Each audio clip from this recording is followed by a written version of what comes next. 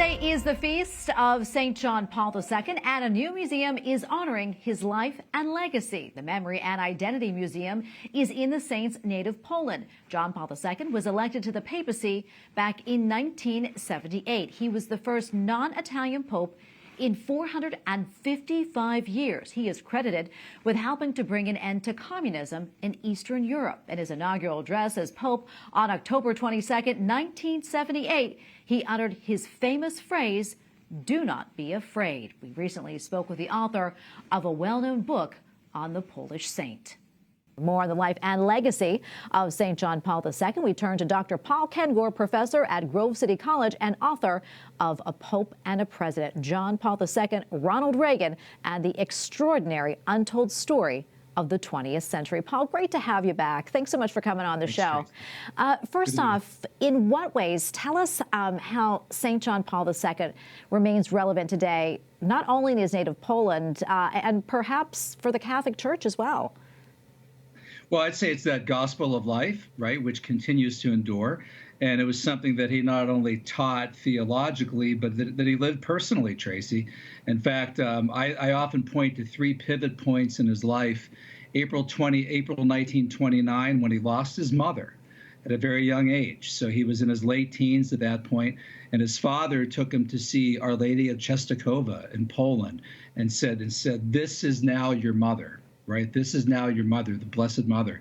And then another moment was February 1941 when he lost his father. And at that point, he had lost his mother, his only brother, and his father. And he wept. He said, "I'm all alone now in the world. I'm all alone." And it was then that he went into the church. He became a priest. He became a shepherd. So he ended up with spiritual children of his own. And I'd say the other pivot point was May 13th, 1981, when he survived an assassination attempt on our feast day of Our Lady of Fatima, right? And in fact, he would later say one hand shot the bullet and another hand deflected the bullet. I want to touch on this. We reported earlier this week that in last weekend's election in Poland, the former Communist Party received a lot of support from young voters. What is a signal for the future of John Paul II's home country and perhaps a rise in communism elsewhere?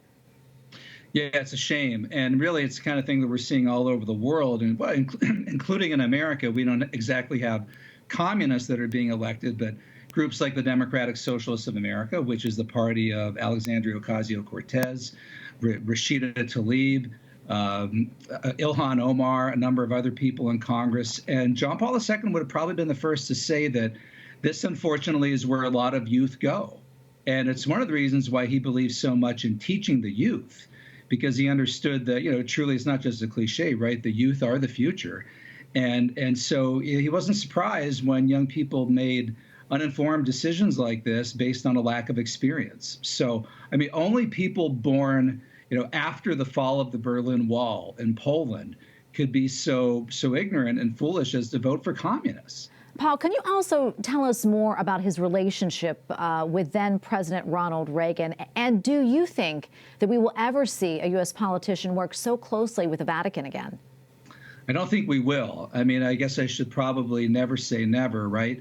But there is no similar relationship right now between President Biden and Pope Francis, or prior to that, Donald Trump and Pope Francis. They might get along, but there's no kind of they're not simpatico, right, in the way that John Paul II and Reagan were. And in fact, I mentioned John Paul II being shot on the feast day of Our Lady of Fatima, May 13th, 1981. Just 6 weeks before that, Ronald Reagan was shot, March 30th, 1981. And Reagan immediately, when John Paul II was shot, sent off a telegram, a letter, saying, "I'm somebody who can personally, painfully understand exactly what you went through." And when the two of them got together at the Vatican in June 1982, they said to one another that they believed that their lives had been spared for a special purpose, which was to work together to defeat atheistic Soviet communism. So they had a personal bond that it's hard to imagine, beyond the other bonds, a pope and a president ever having again. That seems kind of irreplaceable. And we're going to leave it right there. Beautifully said. As always, such a pleasure to talk to you, Dr. Paul Kengor. We appreciate it. God bless. Thanks, Tracy. Same to you.